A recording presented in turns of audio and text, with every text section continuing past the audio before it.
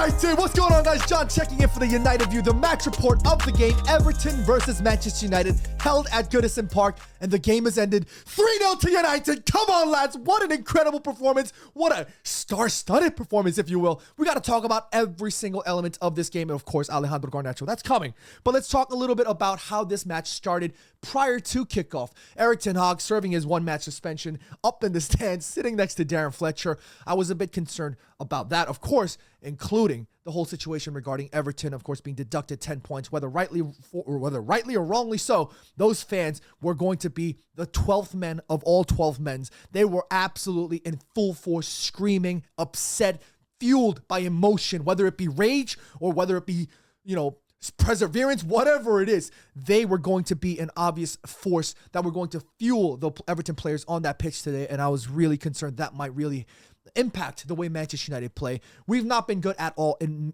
a majority of spells this season. We've lacked the professionalism, we've lacked the character and the composure required to win or be considered even a top team. But today, we showed that, starting off with the match in the 3rd minute.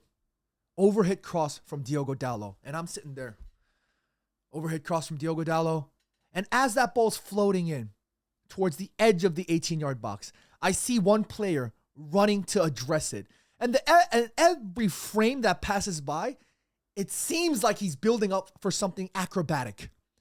And lo and behold, acrobatic it was. Alejandro Garnacho getting to that ball, realizing that because it was overhit behind him, the only thing that he can do at that moment is either to bring the ball down and try to wiggle with it and finagle with it or something, or to execute a bicycle kick. And not only did he execute a bicycle kick, he executed one of the cleanest, most technically beautiful bicycle kicks I have ever seen in all my years of watching footy. As a 30-plus-year-old old man, that was one of the cleanest I've seen in a long time. Stand up, Alejandro Garnacho. Well done, Garna. What a beautiful hit. He had Jordan Pickford in full stretch. Opposite side of the goal. What a goal. Alejandro Garnacho, he's been phenomenal for us since he's debuted. For the young age and for what he's being expected of him, he's been great for us. I couldn't have asked for any more from him last season. This season, it hasn't been as spectacular or star-studded, but nobody was expecting him to carry on with that blistering form that he had last season. And when he started early on, everybody was like, oh, see, this is what I told you. He's not ready to start. And I agree with them. I don't think he's ready to start Premier League matches, but he's getting to that. He's building his game. He's gaining a valuable experience. And today, because Højlund was injured, Garnacho started on the left with Rashford on the right and Martial up top. And I was a bit concerned that Martial's ineffectiveness with respect to his strength and all of these things were going to inhibit some of the other players. And to be fair to Martial, I thought he had a great game as well today, and I want to talk about him a little bit later down the line. But Alejandro Garnacho, take a bow, son. What a clean executed finish. And some people were like, oh, is that as good as Waza's versus City? I think it's a bit different. Waza's was a bit more storytelling in terms of the occasion. But from a technical standpoint, Waza almost shinned it, whereas Alejandro Garnacho purely with the laces. It was a kiss on that ball, and it was a great, great goal. But whether it was a good goal or not, those Everton fans and the Everton players, they weren't going to take that. They were ready to go. And throughout most of that first half, I thought Manchester United were pegged back against the wall. And it was a really, really tough Manchester United first half. But we stayed resolute. We stayed stalwart in defense. And I thought we had a great, great first half to close it off and just kind of brush it off and go, okay, let's reset for second half. This is where I want to talk about these two players in particular. Kobbie Mainoo and Luke Shaw. Let's talk about Kobbie Mainoo first because, oh my days, both players having returned from a lengthy spell away due to injury. Kobbie Mainoo, Luke Shaw's been training for like 2 weeks. Kobbie Mainoo's, I think, he's been returning for a little bit longer than Luke Shaw. I think he's played and featured in a couple of under-21 games. He has been brilliant. I was out here in the preseason tour in America when the vibes were absolutely immaculate. And I was watching Kobbie and I was thinking, there's something special in him. I feel like I was wondering why was Erik ten Hag having his arm around the shoulder of Kobbie Mainoo towards the end of last season when we won the trophy, and he was talking to him as if it was like Mufasa talking to Simba. You know what I mean? It was one of those moments, and I was like, there must be something for Erik ten Hag to rate this kid. And I'm kind of a bit against the grain when it comes to youth players. I've been criticized many times, especially last season, when people were like, oh, John, you don't big up our young players. I tend to be hesitant and reluctant when it comes to overhyping our young players because I don't want to pressure them. And I don't want them to sort of, have to try and do something more than they're asked for. They're young players. All they're asked for when managers play them is to keep things simple and efficient. And I thought players like Facundo Pellistri and Garnacho did more than that last season, Garnacho in particular. But Kobbie Mainoo, something about him, his gameplay, he's way experienced for his age. Maybe I could have beautified that statement a little bit more, but he is phenomenal. To play in the occasion that he had to play in today against an Everton side, like with the situation that Everton is facing, it's a tough ask. And I thought he had a man of the match performance. He was my man of the match. I thought Garnacho, not mad that he was awarded it too, but for me, Kobbie Mainoo, what a phenomenal performance. There was a moment that actually encapsulated it for me. Two moments. There was one moment where he was standing in that single pivot with his two center backs pretty much forming a three-man back line. And Kobbie ran up to receive the ball from Onana, and he took a half turn immediately. And there was an Everton player, it might have been DCL, might have been Calvert-Lewin pressing him.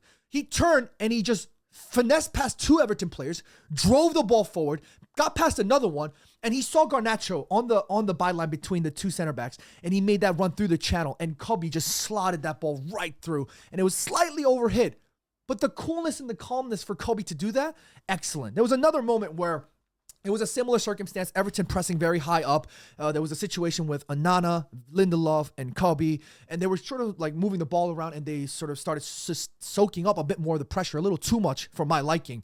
And Kobbie, as he's running up, and by the way, this is all moving frame by frame, as he's moving up to try and be the option for Victor Lindelof, who's in a press situation, he checks over his shoulder, and he notices that Bruno Fernandes is sort of out of position for that moment. Bruno had been moved all the way up, and he was sort of jogging back.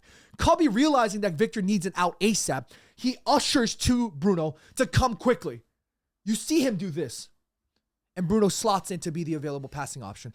Kobbie is a young player. To have the calmness to dictate that tempo around him, it speaks volumes as to the quality of Kobbie. And I know I've spoken about Kobbie at length, but I couldn't be any more happier. I want to see him keep it simple like this. I want to see him continue to excel. He's going to have a great season if he continues this way. I can't wait to see more of Kobbie Mainoo. Luke Shaw, moving on.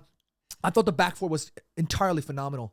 To keep the clean sheet against Everton, they had chances. They even hit a post, but they had a great performance. Victor Lindelof, Diogo Dalot, even Aaron Wan-Bissaka coming on looked clean. Harry Maguire also looking stalwart. But Luke Shaw in particular, I want to talk about him a bit more because you can clearly tell Erik ten Hag's been dying for his injured players to return, particularly the left back role. He's had to play Sergio Reguilon, who's also been injured at times, and then Victor Lindelof and Diogo Dalot, who are not left backs by any stretch of the imagination, having to play in that role. You can clearly tell Manchester United were playing slightly handicapped, if you will, respectfully. And I just felt like Manchester United could have been doing more if Luke Shaw had been fit.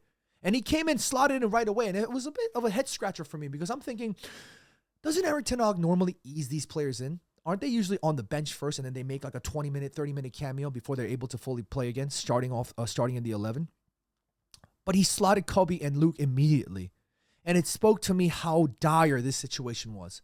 And I thought Erik ten Hag was taking a bit of a risk with respect to playing these two players, but it paid off. Both players should be rewarded with kisses on their cheeks and on their foreheads because they were phenomenal. And Luke Shaw in particular, showing that quality and class and the calmness. I love that about Luke Shaw. And honestly, on his day, he could probably be arguably anywhere in that top 3, top 5 best Manchester United players in this team right now. On his day, he is incredible, and he's just building himself back, and I think that's what this result speaks for. The first half was tough, but Manchester United stayed resolute and kept all 3 points and kept a clean sheet with 3 goals. This is what I said, a building block. We've said it many times this season. Could this potentially be the building block? And it capitulated. Could this be the building block? It capitulated.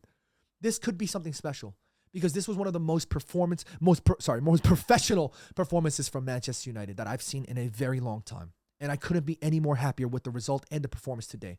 Every single one of those lads stayed for the fight. 3-0 up and they're still fighting like there's no tomorrow. Till the 96th minute. I couldn't be any more happier. Could this be the start of potential something special for this season and maybe kickstart our season truly and potentially, be in the race for top 4? Could be. I don't want to go OTT, but it could be. I'm just very happy with this, and it's a step-by-step process, 1 match at a time, 3 points at a time.